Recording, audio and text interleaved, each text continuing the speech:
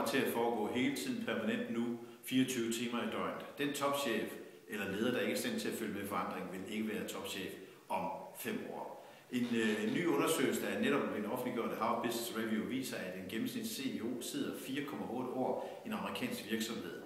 Det kan vi prøve at overføre til danske forhold, og så kan vi se, hvor mange CEO'er, der har siddet i længere end 4,8 år. Det er der ret mange, der har. Så en ting er sikkert, at der kommer til at ske nogle udskiftninger i mange topchefkontorerne de kommende år.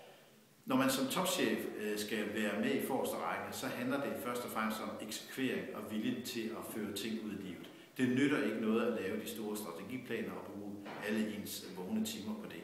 Som der var en, der sagde i Harvard Business Review for nogle år siden, det med at tænke strategisk, det kan man høre McKinsey til. Nej, en direktør han skal gå forrest og vise vejen og vise, hvor man skal hen.